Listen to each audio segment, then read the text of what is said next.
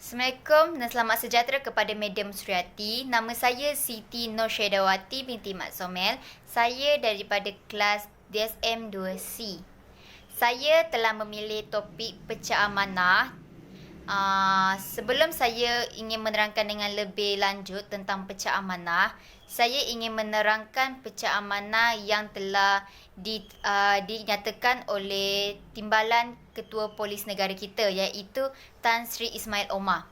Di mana Tan Sri Ismail Omar pernah menyatakan di dalam akhbar bahawa jenayah kola putih boleh menyebabkan ataupun boleh memberi kesan yang lebih teruk terhadap negara kerana ia berpotensi menjejaskan keuangan organisasi di Malaysia.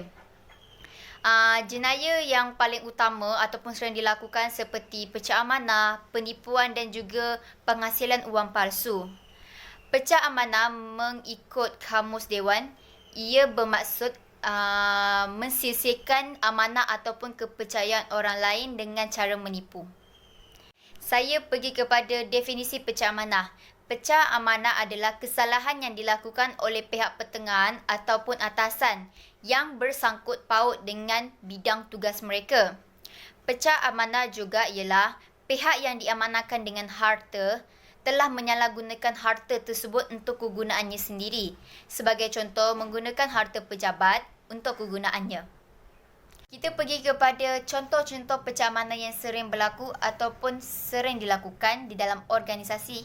Okey, yang pertama iaitu menyalahgunakan wang syarikat, merancang agar firmanya sendiri mendapatkan projek di mana dia bekerja sekarang, menipu atau meniru tanda tangan pegawai-pegawai atasan, menggunakan kepakaran dan maklumat yang dimiliki untuk membeli saham ataupun aset untuk kegunaannya sendiri, dan juga menyalahgunakan harta yang telah diamanahkan kepada individu terbabit. Namun individu terbabit dikatakan telah menggunakan harta tersebut untuk kegunaannya sendiri. Kita pergi kepada punca-punca berlakunya pecah amanah, di mana kesalahan pecah amanah boleh berlaku di setiap tempat dan juga boleh berlaku kepada sesiapa sahaja. Namun, ia lebih melibatkan golongan yang profesional dan juga yang mempunyai jawatan tinggi di dalam organisasi. Antara contoh punca-punca yang boleh menyebabkan seseorang itu melakukan kesalahan pecah amanah adalah disebabkan kurangnya didikan agama dan juga lemah prinsip hidup. Sememangnya, kes-kes seperti ini sukar untuk dikenal pasti kerana ia memerlukan siasatan secara teliti dan juga mendalam, kerana ia mungkin mengambil masa yang lama untuk selesaikan kes seperti ini. Kita pergi kepada hukuman yang dilakukan oleh orang yang melakukan pecah amanah, di mana mengikut Seksyen 406 Kanun Kesisaan, orang yang dapati melakukan kesalahan pecah amanah akan dijatuhkan hukuman tidak kurang dari 1 tahun atau tidak lebih daripada 10 tahun dan juga akan dikenakan sebatan rotan. Bagi kesalahan pecah amanah yang dilakukan oleh penjawat awam, jurubank dan juga ejen akan dijatuhkan hukuman tidak lebih dari 2 tahun atau tidak lebih daripada 20 tahun serta rotan dan juga denda.